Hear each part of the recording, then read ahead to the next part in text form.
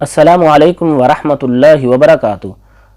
آج ہم سورہ بقرہ کی آیت نمبر 1 کا ترجمہ پڑھیں گے۔ اعوذ باللہ من الشیطان الرجیم، بسم اللہ الرحمن الرحیم۔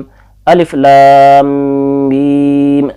الف لام میم یہ حروف مقطعات ہیں، یعنی الگ الگ اور جدا جدا پڑھے جانے والے حروف، اور یہ حروف کئی ایک صورتوں کے شروع میں آتے ہیں جن کی تعداد 29 ہے۔ بعض صورتیں ایسی ہیں جن کے شروع میں ایک حرف آتا ہے، جیسے قاف، صاد، نون، اور بعض صورتیں ایسی ہیں جن کے شروع میں 2 حرف آتے ہیں، جیسے حامیم، اور بعض صورتیں ایسی ہیں جن کے شروع میں 3 حرف آتے ہیں، جیسے الف لام میم، اور بعض صورتیں ایسی ہیں جن کے شروع میں 4 حرف آتے ہیں، جیسے الف لام میم صاد، اور بعض صورتیں ایسی ہیں جن کے شروع میں 5 حرف آتے ہیں، جیسے قاف، ہا یا عین صاد۔ یہ جو حروف مقطعات صورتوں کے شروع میں آتے ہیں، مفسرین کے ان کے معنی کے متعلق بہت سے اقوال پائے جاتے ہیں۔ نمبر 1 یہ اللہ کے نام ہیں، نمبر 2 یہ صورتوں کے نام ہیں، جیسے سورہ صاد، سورہ نون، سورہ قاف، اور تیسرا قول یہ ہے کہ الف سے مراد اللہ ہیں، یعنی قرآن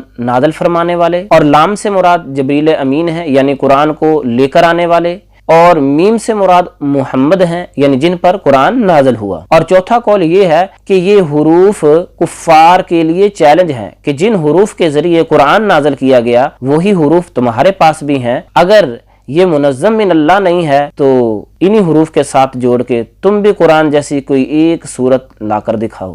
الغرض بہت سے اقوال ہمیں ان حروف کے معانی کے متعلق ملتے ہیں، لیکن حقیقت بات یہ ہے کہ وَمَا يَعْلَمُ تَعْوِيلَهُ إِلَّا اللَّهُ، اس کی تفسیر، اس کا معنی اور مفہوم سوائے اللہ کے اور کوئی بھی نہیں جانتا۔ قرآن میں بعض آیات اور صورتیں آیات متشابہات ہیں جن کا علم صرف اللہ کو ہے، کسی اور کو نہیں۔